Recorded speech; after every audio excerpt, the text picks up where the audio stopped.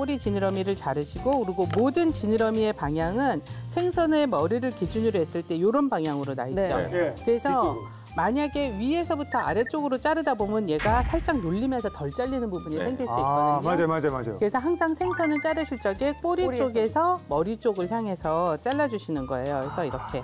비늘을 없애실 적에도 마찬가지로 이렇게 긁으면 비늘이 나온다는 거죠. 그 정도 작은 비늘 같은 그냥 먹어도 안 됩니까?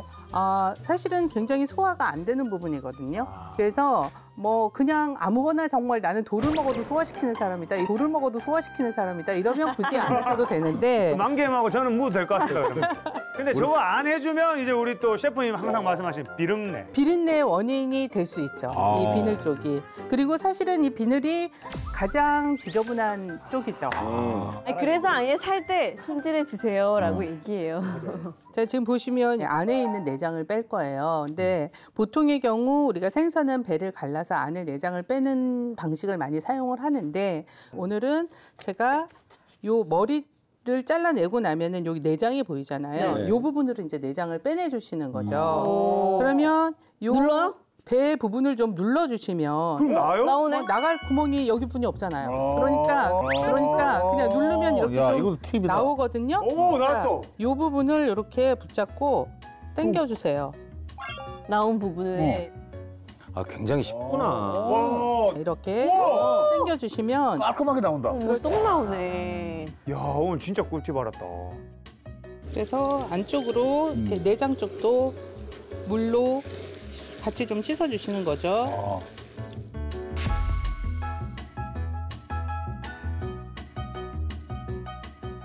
자, 꽁치 간장 조림을 이제 간장 양념에 조릴 거잖아요. 네. 근데 여기에 이 조림을 더 맛있게 하는 비법이 있어요. 오, 오늘의 비법. 네, 오늘의 비법.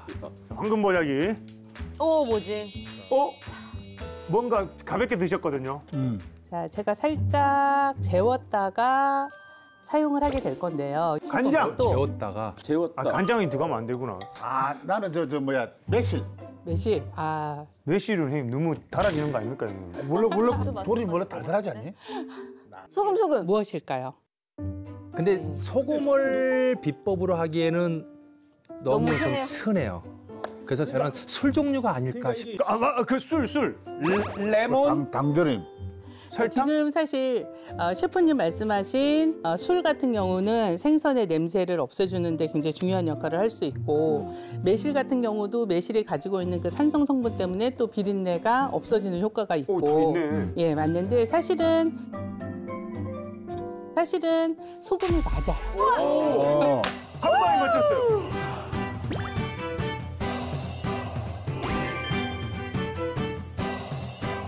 근데 이 소금이 해주는 역할이 굉장히 중요한 것 중에 하나가 이 생선 살의 질감을 다르게 해줘요. 탱탱하게요? 그렇죠. 그래서 소금에 조금 재웠다가 하게 되는 경우에 쫀득쫀득한 느낌을 주면서 쉽게 부서지지 않게 도와주는 역할까지 해주게 그러니까 뭔가 단단했던 근육을 그렇죠. 맞아요. 연하게 만들어준다는 네, 거예요. 그래서 연하게 쫀득쫀득. 네. 비법이 이제 소금이라고 그랬을 때 천상현 셰프님이 소금이라고 하기엔 너무 흔한 재료이기 때문에 소금은 아닐 것이다라고 맞아, 또 말씀을 반찬에 하셨는데. 여왕님이 하시니까 특별한 비법이 있는 줄 알아요. 보통 소금을 많이 해서 이걸 조직을 좀 단단하게 잡아줘요, 사실은.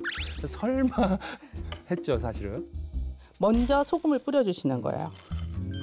다른 뒤집지 생선도 마시고. 마찬가지죠. 그렇죠. 갈치 이 위에다가 생선을 얹어주세요.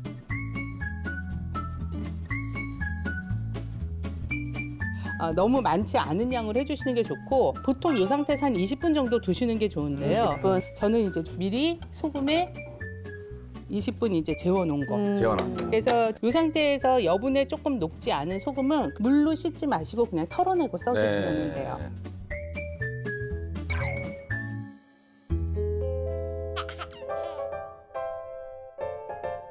자, 지금 밥 소믈리에 우리 30분이 불리어진 상태에서 밥이 이제 시작이 되겠네요. 예, 지금 그동안 불려놓은 잡곡하고 네네. 방금 불렸던 쌀하고 같이 섞었습니다. 네. 근데 물량을 잡곡에 들어가서 좀 다르게 해야 돼요. 근데 물량이 지금 침적이 돼 있기 때문에 잡곡도 지난번 도수랑 똑같이 한 1대1 정도 해도 그래요? 됩니다. 네. 자, 그럼 이제 바로 이제 밥이 시작되는 예, 겁니까? 바로 시작하겠습니다. 자, 이제 잡곡밥이 이제 시작되겠습니다.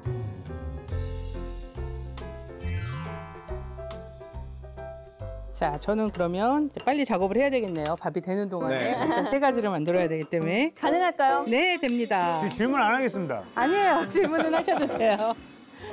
자, 요거를 제가 후라이팬에 한번 먼저 구워주도록 할게요. 굽는다고요? 예. 조리는 게 아니고요, 바로? 그냥 조리는 게 아니고 한번 구워주는데 저게 구워서 하면 똑같아요. 우리가 제육볶음도 한번 구워서 기름기 빼듯이 구워서 하면 가장 큰 원인은 조직을 단단하게 할 수 있고 네. 그리고 잡내를 날릴 수가 있어요. 그게 가장 큰 장점입니다. 그리고 또 굽다 보면 살짝 불향도 날 거 아니에요? 맞아요. 이렇게 해서 노릇노릇하게 속까지 완전히 익도록 익혀주세요. 아, 속까지 완전히 익도록. 이거 만경님하고 저는 못 참습니다. 바로 묵을 것 같아요. 오, 냄새 좋아. 배고픈데.